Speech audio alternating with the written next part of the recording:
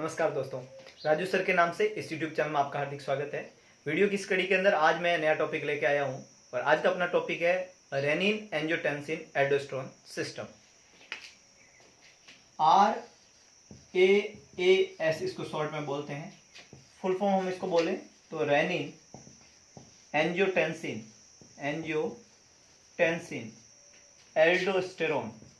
Aldosterone system. Renin angiotensin aldosterone system जो है ये एक फिजियोलॉजिकल सिस्टम है बॉडी का, और इसका बॉडी में बहुत सारे काम है, लेकिन जो सबसे इम्पोर्टेंट काम इस सिस्टम का है वो होता है ब्लड प्रेशर को रेगुलेट करना। तो आज हम पढ़ेंगे कि ये किस तरीके से ब्लड प्रेशर को रेगुलेट करता है। इस सिस्टम के द्वारा ब्लड प्रेशर का रेगुलेशन किस तरीके से होता है उसको समझने के लिए हम एक एग्जांपल लेते हैं कि फॉर एग्जांपल किसी वजह से मेरी बॉडी का ब्लड प्रेशर कम हो गया। फॉर एग्जांपल मेरे को कोई हेमरेज हुआ, मेरी बॉडी में ब्लड का लॉस हुआ, मेरी बॉडी से कहीं से ब्लीडिंग हुआ और उसकी वजह से मेरा जो है ब्लड का वॉल्यूम कम हो गया। तो ये सिस्टम किस तरीके से एक्टिवेट होता है और ये सिस्टम मतलब ये जो रेनिन एंजियोटेंसिन एल्डोस्टेरोन सिस्टम है ये किस तरीके से काम करता है और कैसे ये दोबारा उस डिक्रीज ब्लड प्रेशर को रेगुलेट करता है, इसको हम समझेंगे। तो इसके पूरे प्रोसेस को समझने के लिए पहले हमें बॉडी की नॉर्मल फिजियोलॉजी को डिस्टर्ब करना पड़ेगा। द मीन इज दैट कि हमें बॉडी के ब्लड प्रेशर को कम करना पड़ेगा, तभी हम समझ पाएंगे कि कैसे ब्लड प्रेशर को वापस रेगुलेट करता है।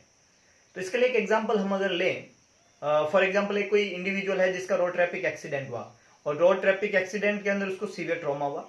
ट्रॉमा होने की वजह से खूब सारा ब्लीडिंग हुआ, हेमरेज हुआ, और जब खूब सारा ब्लड निकला, हेमरेज हुआ, तो उसका ब्लड का वॉल्यूम कम हुआ, है ना। हम एग्जांपल लें फॉर एक इंडिविजुअल है और उस इंडिविजुअल को ये उसका सर्कुलेटरी सिस्टम है, उस इंडिविजुअल का सर्कुलेटरी सिस्टम है, और इस सर्कुलेटरी सिस्टम जो है उससे ब्लड का लॉस हुआ है, वॉल्यूम का लॉस हुआ है।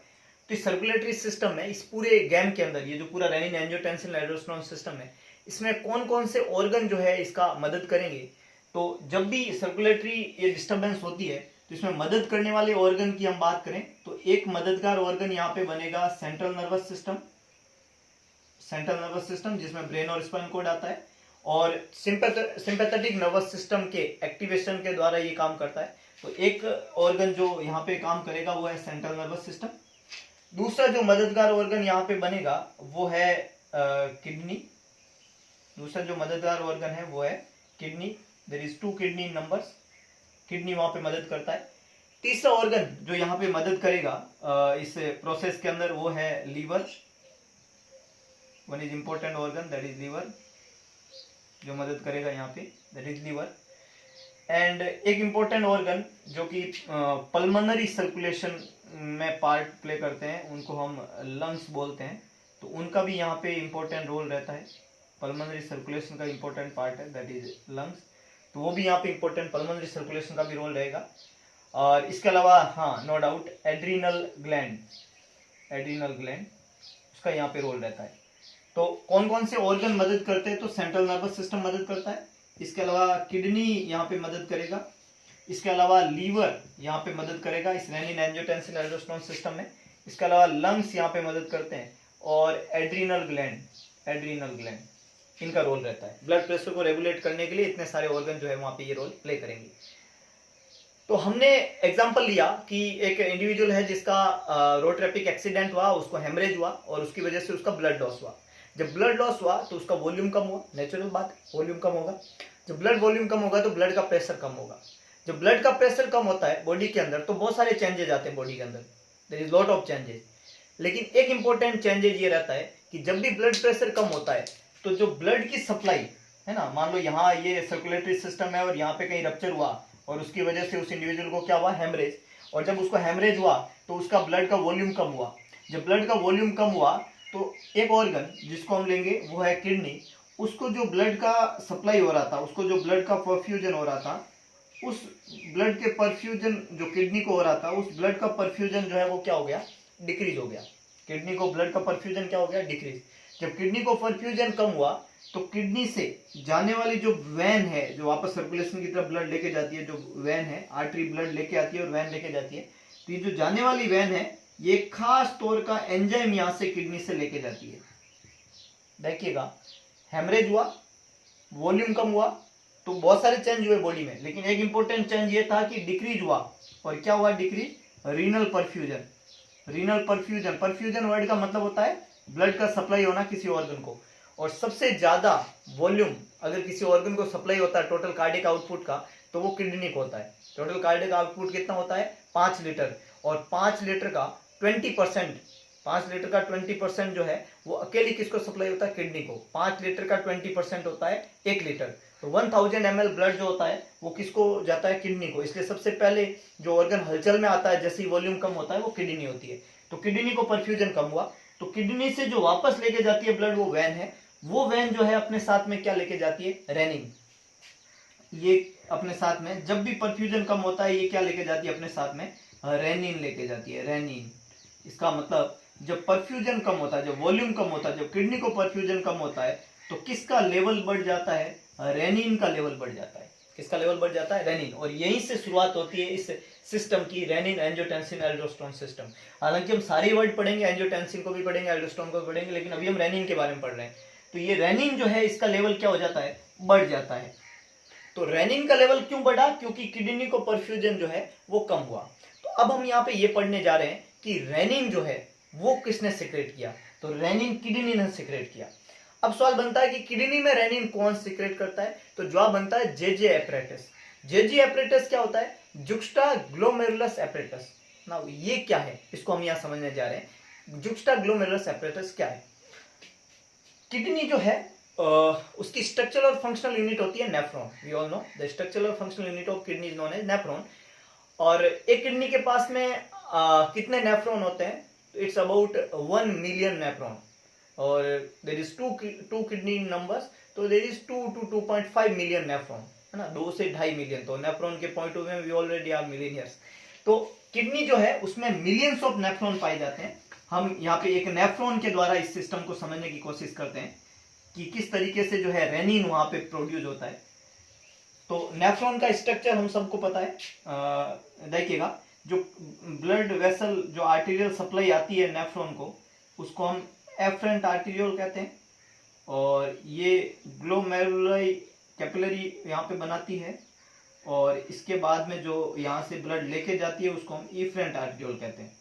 तो जो आती है वो एफरेंट आर्टेरियोल है, जो लेके जाती है उसको हम इफरेंट आर्टेरियोल कहते हैं। और ये ग्लोमेरुलस कैपिलरीज है। नाउ ये जो कैपिलरी है, इसके कैपिलरी जो है, इसके नीचे पाया जाता है बोवन्स कैप्सूल। क्या पाया जाता है? बोवन कैप्सूल। और उसके बाद में बोवन कैप्सूल कंटिन्यू होता है प्रॉक्सिमल कन्वर्जन ट्यूब्यूल के द्वारा। उसके बाद में जो है यहाँ पे बनता है loop of Henle. You all know about the loop of Henle. और लूप ऑफ हेनले जो है वो कंटिन्यू रहता है, loop of Henle. We just made a diagram, slightly upper side में हम इसको बनाते हैं, आप इसको अच्छे से समझ पाए। लीवर और लंग्स और सेंट्रल नर्वस सिस्टम के फंक्शन जो है हम लेटर ऑन डिस्कस करेंगे। पहले हम यहाँ पे रेनिन किस तरीके से बनता है उसको समझने जाएंगे। तो हमने यहाँ पे पढ़ा कि जो ये ब्लड की सप्लाई आती है किडनी के को, उसको हमने बोला एफरेंट आर्टेरियोल। और ये बनाती है ग्लोमेरुलाई, ये ग्लोमेरुलाई। और जो जाती है उसको हमने बोला efferent arteriole. This is the efferent arteriole, ये एफरेंट आर्टेरियोल है। और ये ग्लोमेरुलाई कैपिलरी है। ये जो बना इसको हमने बोला बोवन कैप्सूल, दिस इज बोवन कैप्सूल। और बोवन कैप्सूल जो है, बोवन कैप्सूल जो है उसके बाद में ये बना लूप ऑफ हेनले, ये बना loop of Henley. Loop of Henley के बाद में जो है distal converging tubule. Loop of Henley के बाद में जो है डिस्टल कन्वर्जिंग ट्यूब्यूल और कलेक्टिंग ट्यूब्यूल। ये स्ट्रक्चर होता है एक नेफ्रॉन का। तो इसको हमने बोलना है PCT, that is proximal converging tubule. ये हो गया लूप ऑफ हेनले और ये हो गया distal converging tubule. The point is कि यहाँ जो एफरेंट आर्टेरियोल है वो ब्लड लेके आती है। एफरेंट आर्टेरियोल जो ब्लड लेके आ रही थी उस ब्लड में अभी वॉल्यूम कम है क्योंकि पेशेंट का एक्सीडेंट हुआ था, रोड ट्रैफिक एक्सीडेंट, और उसकी वजह से ब्लड का लॉस हो गया। तो जो आ रहा था ब्लड, नॉर्मली ब्लड जो आता है वो 20% आता है टोटल कार्डियक आउटपुट का, मतलब 1 लीटर आता है, अभी 1 लीटर नहीं आएगा, तो डिक्रीज हो गया परफ्यूजन। जैसे ही परफ्यूजन कम होता है, ब्लड कम आता है किडनी को, तो किडनी के अंदर ब्लड प्रेशर को मॉनिटर करने के लिए हर एक नेफ्रॉन के पास में ब्लड प्रेशर मॉनिटरिंग डिवाइस होता है ना। जैसे हम बाहर ब्लड प्रेशर को मॉनिटर करने के लिए स्पिग्नोमेनोमीटर काम में लेते हैं, वैसे नेफ्रॉन, हर एक नेफ्रॉन के पास में ब्लड प्रेशर मॉनिटरिंग डिवाइस होता है। For example, if I have 2 million nephron, तो I have 2 million blood pressure measuring devices. तो यहाँ पे ब्लड प्रेशर मेजरिंग डिवाइसेस होता है हर नेफ्रॉन के पास में, और ये ब्लड प्रेशर को मेजर करने का काम करते हैं। तो जैसे ही किडनी में परफ्यूजन कम होने लगा, तो ये जो नेफ्रॉन है, इस नेफ्रॉन की जो सेल है, ये जो एफरेंट आर्टीरियोल है, इस एफरेंट आर्टीरियोल जो है, इसके द्वारा यहाँ पे एफरेंट आर्टीरियोल से बनी हुई जो है कुछ सेल होती है। ये सेल क्या करती है, जो ब्लड का परफ्यूजन किडनी को हो रहा था उसमें कमी को सेंस कर लेती है। ये सेंसरी डिवाइस है। ये क्या है, सेंसरी डिवाइस है जो सेंस कर लेती है कि किडनी को जो परफ्यूजन हुआ है वो परफ्यूजन कम हो रहा है।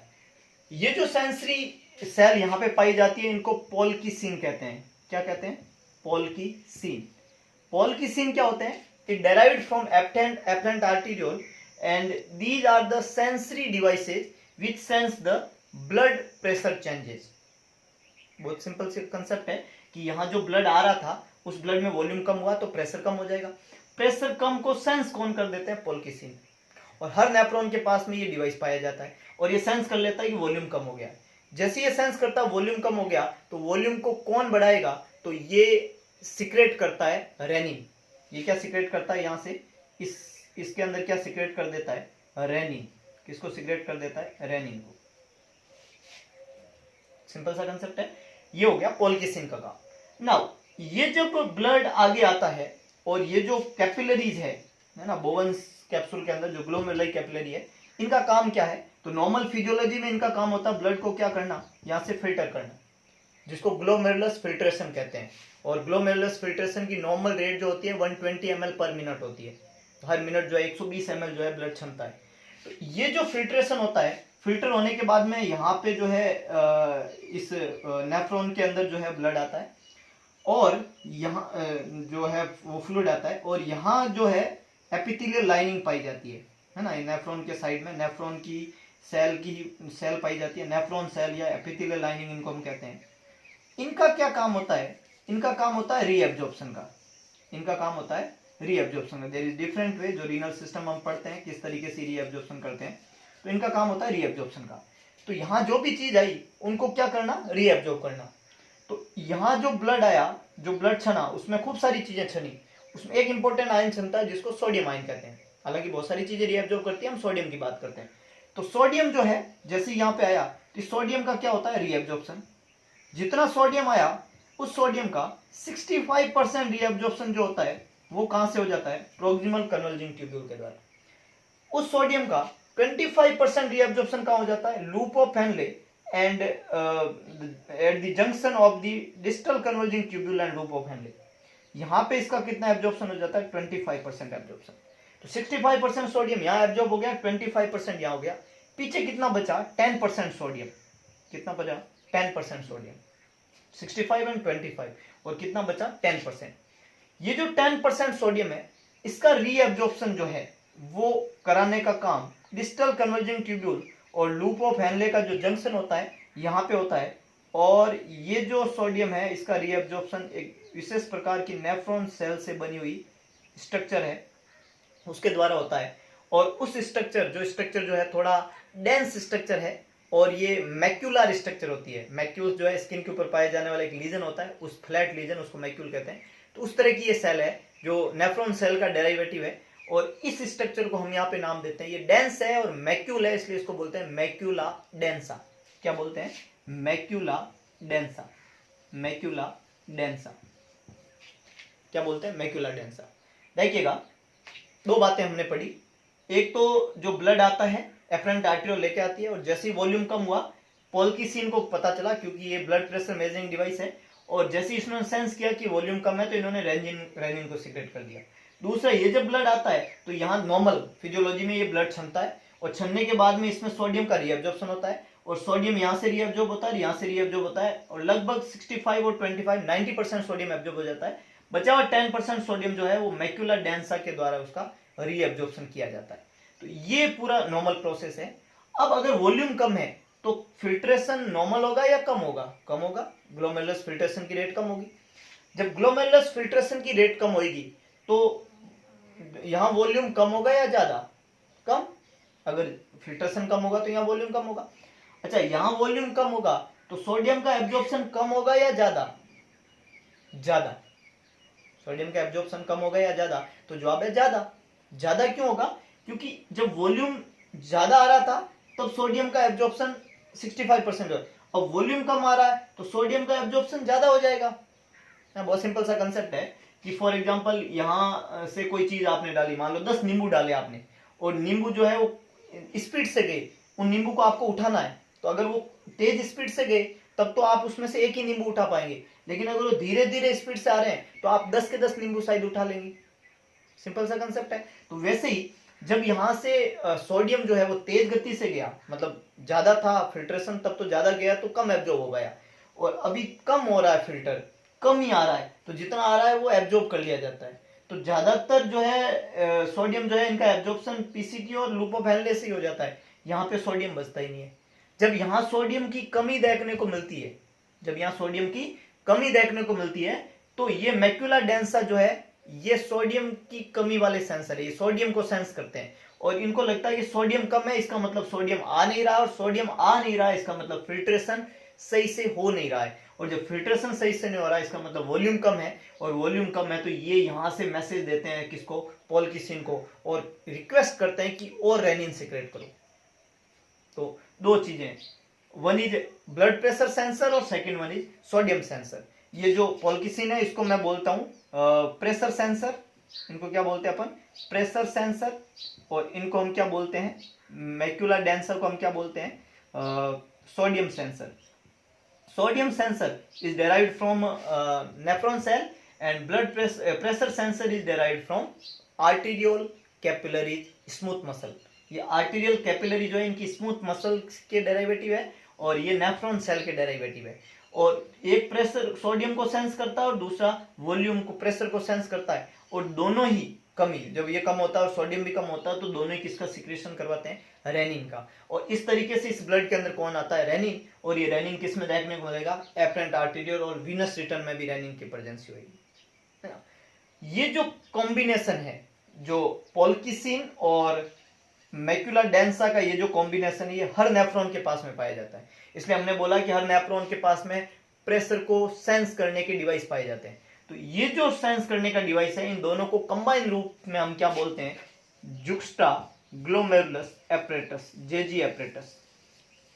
इसलिए नॉर्मली जो क्वेश्चन आता है कि रेनिन का सिक्रीशन कौन करते हैं, तो हमारा जवाब होता है जुक्स्टा ग्लोमेरुला एपरेटस। पर आपको याद रखना है कि एक्चुअली में रेनिन किस तरीके से सिक्रेट होता है। One is blood pressure sensing device और second one is sodium sensing device. और ये इस तरीके का काम जो है, सेंसिंग का काम इनका होता है, इसलिए ये हार्मोनल एक्टिविटी है, लाइक एंडोक्राइन सिस्टम, है ना। और इन्होंने क्या सिक्रेट करना है? रेनिन। नाउ ये जो रेनिन है ये क्या बला है?